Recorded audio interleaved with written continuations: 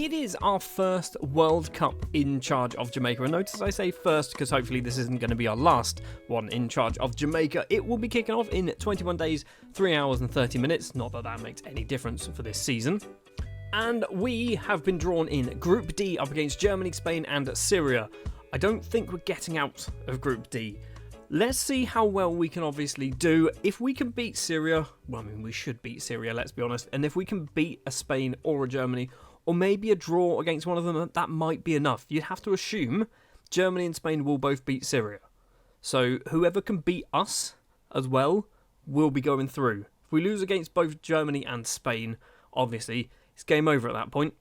Well, it's now the 21st of June and our World Cup run might be ending. It might not be, however. We have obviously played all three of our group games. We have lost against the two teams you'd expect to lose against, Germany and Spain losing 3-0 and 2-0. But we did have ourselves a spectacular 4-0 win up against Syria, meaning we have finished third in the group on 3 points with a -1 goal difference. However, I have checked the rules and the group stages. The best 8 teams in third position qualify for the World Cup second round.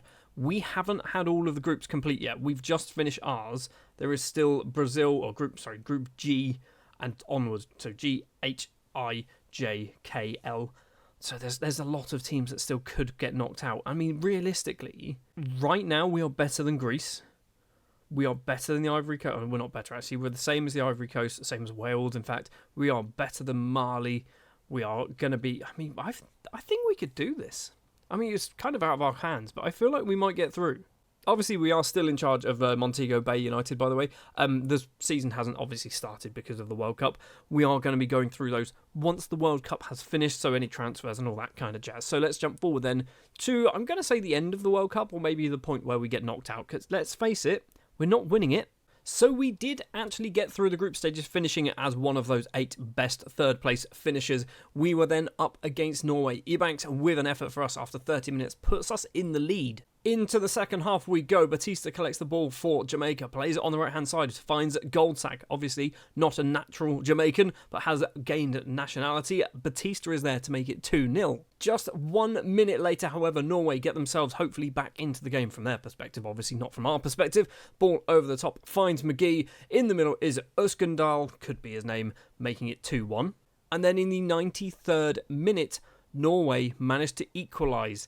It is Anderson crosses the ball in. McGee is there at the back post. It is now 2-2 and we roll on into extra time where basically Norway decide, I've had enough of this. And they score 2 very quick goals. Amiri finds Sunday, saved by Johns, falls to Zallo, makes it 3-2. And then 10 minutes later, they make it 4-2, knocking us out of the World Cup in our first attempt. We've got it right. We've gone through the group stage. Zallo is the man to score the goal, but it is a 4-2 defeat against Norway. This is worrying. In a way, this is worrying because obviously, no disrespect to Norway, they're not a super team. They're not like your Germanys and your teams like that. They're just Norway, and we still couldn't beat them. Just for reference, by the way, the final was won by Italy beating Brazil 3-0. In the semi-final, it was the USA and Portugal, the 2 unlucky sides there. I mean, I'm not going to go through everything, obviously. There's no real surprises. Serbia getting to the quarterfinals, kind of a bit of a surprise, but not really. The round of 16, and then there's the second round. So if we got past Norway, we probably would have lost to Argentina. So, you know, maybe it doesn't matter. Anyway, now returning to club football, because I think from Jamaican perspective, we've not really got anything now to do. We've got the North American Nations League at some point, which I feel like nobody really cares about. We've come third place recently. We've come second place a few times. Never won it, so maybe we want to win that, possibly.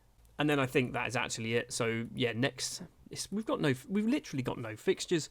Let's just talk about Montego Bay. So it is the 20th of July and the transfer window has opened and we have signed Osmar Bertoni, who is a Brazilian 18-year-old. He randomly came up on a scout report and I went, he's free, he's costing us absolutely nothing. He looks okay, he's got determination, got some teamwork. He's a perfectionist as well, which is why I kind of went, we've got to go for it really. So he's here on a free transfer. He is hopefully going to get loaned out to somebody else in Jamaica, Tivoli Gardens, possibly being that team.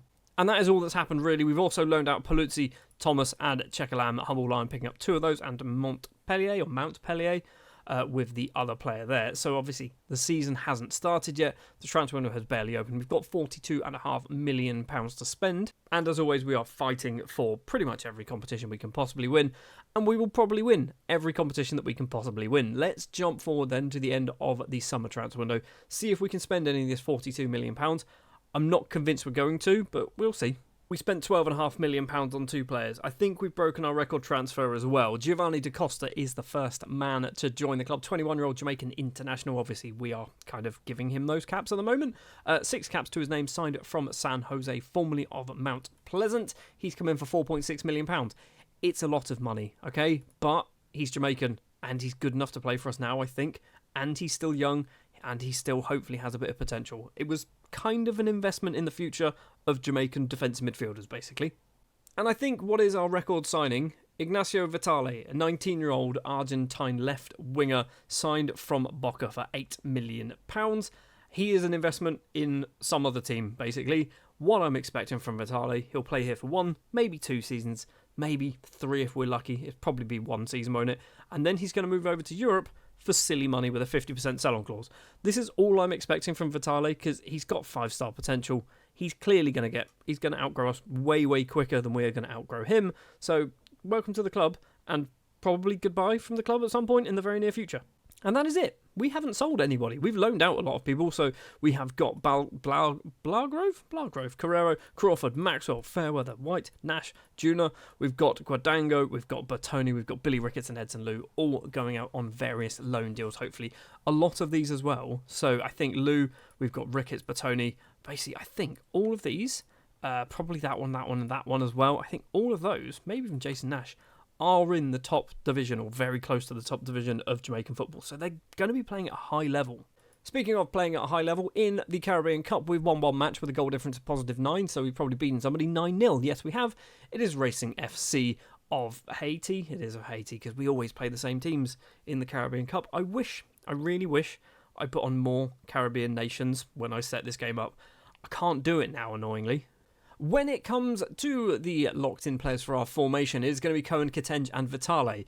Vitale will come back to, but obviously big bad Barrington Cohen will be our number 1 goalkeeper. I still need to lock him in because I think if we don't, they'll play Morrison, and I don't want Morrison because I feel like Barrington Cohen is basically, he's going to be the best Jamaican goalkeeper for the rest of time. I don't think we're going to get anyone better than Barrington Cohen, which is ridiculous considering he's only 19, but he's got high potential. And we don't see too many goalkeepers like him come through. We've also got Tresor Ketenge. Again, with Ketenge, I just need him getting better. I need him to improve. I think this potential is dropping, but that's more due to age than anything else. And I want him to become Jamaican, so I want to keep him happy. And I assume if he's happy with me, then he's likely to want to play for the Jamaica national side.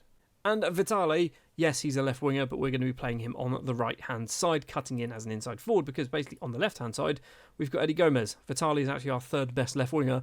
Even Carlington Armstrong is better than Vitale. So it's going to be Gomez basically playing there for the majority of the season. But yeah, it means Vitale has to be locked in on the opposite side, which I'm sure he'll be fine at. And for Jamaica, we've got a friendly with Nigeria apparently coming up, and that is all. So yeah, we're going to jump forward now to just after Christmas and see if we can beat Nigeria, and obviously the usual Montego Bay stuff. So actually, for Jamaica, we had some proper matches. We didn't even play Nigeria in the end. We played against Puerto Rico twice, beating them 7-0 on aggregate in the North American Nations League, which means we're in the semi-final up against the USA, and then hopefully we'll be in the final up against, I'm going to assume, Mexico. But we have to get past the USA first. Is that even going to be something that happens technically part of this season? Probably. Okay, so we've got the North American Nations League as well.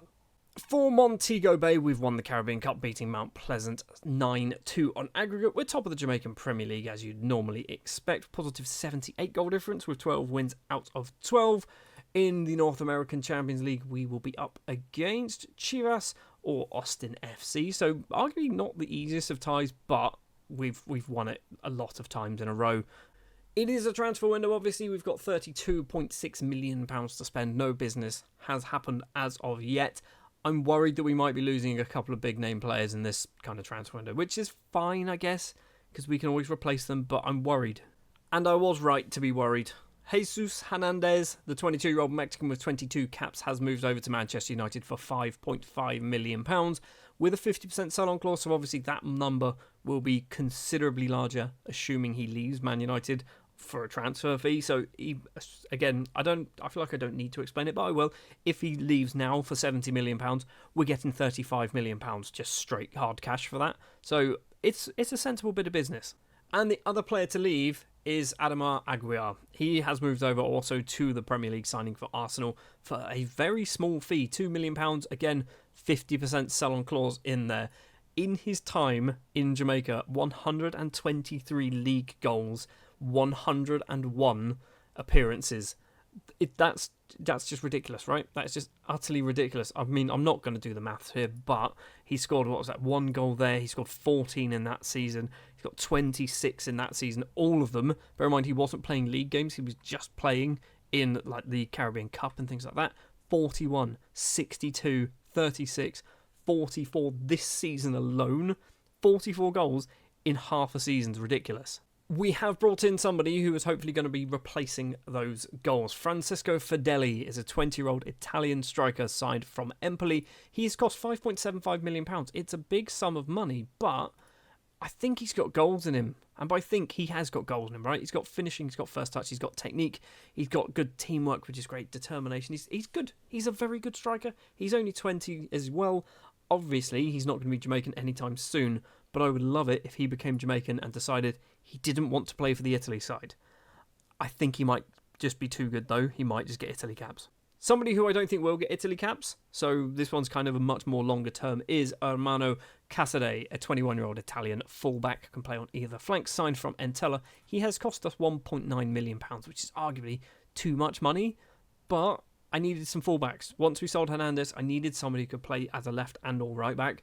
Casadei fits the bill. He's probably not good enough, okay? He's certainly not a better player or even on par, but he should be fine for a few years. And that is it. That's all the business we've done. We've spent £20.5 million this season. We've also loaned out a whole host of players. So we've got Gaston Rodriguez and Appleton going on loan to Tivoli Gardens. We've got Jean-Claude Cheristal to Via United. Edson Liu to George's Plain. He was on loan to Dunbarholden, and they weren't playing him. Dunbar, Smickle, Firth and Grant all going on loan as well to Harbour View. And as you'd expect, we have scored a few more goals and won a few more matches. 101 goal difference now, 51.17 wins out of 17. We are top of the table. And I guess the next thing to do is to go to the end of the regular season. But that will mean that for Montego Bay, obviously, we'll have our regular kind of things. So we should finish top of the table.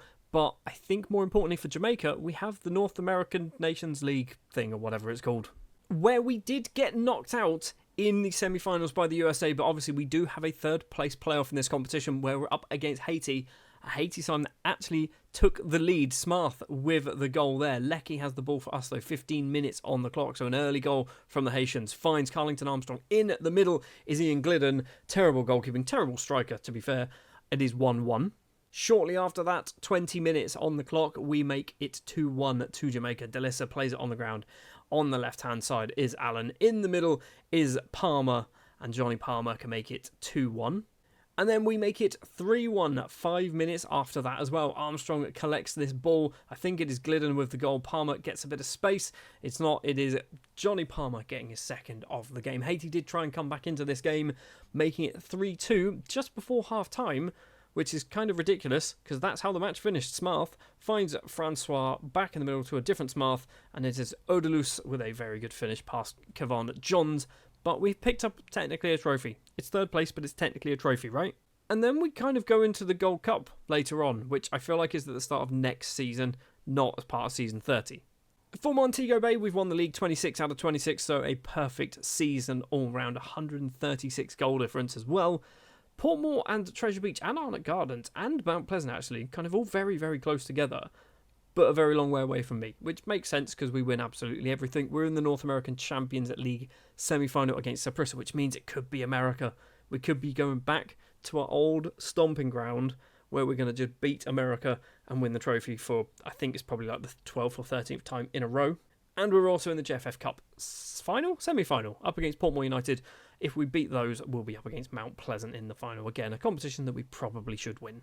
We have also had our youth intake, and it's not a good one. It's not a good one at all. We've got 3 players who I will very quickly take a look at. Tim Rowe, yep, not even going to explain him. We've got Mitchell, he's okay, I guess.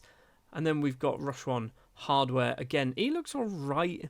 We're getting a lot of unambitious players, though. Low determination. Do we need to consider getting rid of Devon Witter? I mean, he's not bad, is he? He's actually very good. But do we need to maybe kind of get somebody with a slightly better personality? I don't know. Anyway, we've got one more thing to do then to jump to the end of the season. We will hopefully win 3 more trophies. That is obviously what we want to be seeing. Starting with the least important one, the JFF Cup. We did win that one 4-0 against Mount Pleasant in the final. So that is 6 wins in a row now. In the Jamaican Premier League, we beat Treasure Beach 5-2 in the final. So that makes 4 wins in a row for our Montego Bay United side. I do want to check, actually, records. We've won it 21 times. I think, yeah, so there's only 2, technically 3, I don't know if this one counts, 4 maybe. We've won it a lot, haven't we? I shouldn't be looking at this now, but I'm just seeing most overall goals per by a player in a season. Aguiar with 29 this season, and he's left halfway through it. Eddie Gomez 21, Aguiar with 37, Aguiar again with 29, Mladenovic with 26 and 30, Nezovic with 33, Talbot with 24, Soli with 28, Talbot again with 25. I mean, the last time somebody won this that wasn't our player, it was Kamali Carr in 2032-2033. It's safe to say we've been dominating, haven't we? Oh, and I don't know whether I've mentioned this. Andy Strabic has been back here for like 6 years as an under-18s coach or under-21s coach, and he's utter garbage. But I just thought I want to keep him in the country because it's funny to me. He's 45 now. Oh yeah, and we also had the North American Champions League final to play as well. It was up against Minnesota, so it was not against America. We take the lead through Martinez, making it 1-0 after just 10 minutes. 5 minutes later, we double our lead. Martinez has the ball on the left-hand side, plays it on the ground to Eddie Gomez. It's off the bar, falls for Goldsack, and what a finish that is from the fullback to make it 2-0. 10 or so minutes after Goldsack's goal, we managed to make it 3. Johnson's ball on the ground manages to find its way all the way through to Eddie Gomez. And then into the second half, the goals keep on coming. Goldsack has the ball in the penalty area, tries to get a little bit of space for himself, finds Martinez. It falls for Eddie Gomez at the back post. It's now 4-0. But we were not done there. We had to put a final nail in the coffin. Vitale with a headband. He's got a green headband on. Plays it on the ground. Eddie Gomez is in the middle, completing his hat-trick, completing a 5-0 victory against Minnesota in the North American Champions League final. It was just a good performance. They had 2 shots and they were absolutely awful. How did our goalkeeper get a 7.6? So all the competitions have been won, as you'd expect, with our Montego Bay United side, with our Jamaica team as well. We're obviously not really doing too much. We came 3rd in the North American Nations League. We do have the North American Gold Cup, a competition that we've probably never won. We came runners-up last time around. Were we here at that point? I feel like we might have even been in that match. So maybe we're hopeful. Maybe the North American Gold Cup is something that we could win at the start of season 31. I also wanted to kind of just point out before we go talking about some of the players for our Montego Bay United side, we are 29th in the world, which is still pretty low down. We are down here. So Croatia, Morocco are behind us, but we've got Democratic Republic of Congo, Ghana, Nigeria, Australia, Wales are 22nd. When it comes to North American teams, we are 3rd. Obviously, Mexico in 8th, the United States in 10th, we down in 29th. So there's a long, long way to go, but it's certainly from North America at the very least, it's a 3-horse race. Haiti down in 64th place, just behind India. So yeah, Haiti are a long, long way off the pace here. Also, weirdly, Paraguay. I feel like they should be higher up the list. I don't know why. So even with Aguiar not at the club anymore, we still scored obviously a ridiculous amount of goals. Diego Gonzalez, a player who I did lock in for the second half of the season because he was basically getting a bit annoyed that he wasn't playing. Yeah, he's scored a lot of goals, as you'd kind of expect. We've got Carlington Armstrong, 13 goals, 10 assists as well. Most of them off the bench. Fideli, 15 in 12 starts. That's good. I like that. That is always very, very good to see. We've got Vitale, 23 and 20, playing on the right-hand side where he's pretty much natural as well, which is good. Arturo Martinez, 28 goals, 22 assists. I think he kind of jumps between attack midfielder and left-back. Mainly attack midfielder this time around. Johnny Palmer, 30 and 12. I think he's been playing as an attack midfielder as well by the looks of it. Or on the right-hand side. Fair enough. Hold on, what's Vitali been doing then? He's been injured? He's been coming on. I did drop him, actually, yeah. So once he got his certificate. It's not a certificate, but once he was able to play as a right winger, I didn't lock him in anymore because I thought I'd rather him not get absolutely knackered constantly. And then top goal scorer anyway is Eddie Gomez, 36, 19 assists. He's wanted by lots of teams usually. The fact that he's still here is amazing to me. He has been here now probably, 8 seasons? 9 seasons? And he just doesn't want to leave. He just loves it here. So season 30 in the bag, Montego Bay winning everything. Jamaica finishing 3rd place in the North American Nations League. Next time around season 31, maybe we can win the Gold Cup. And obviously everything that we normally win when it comes to Montego Bay United.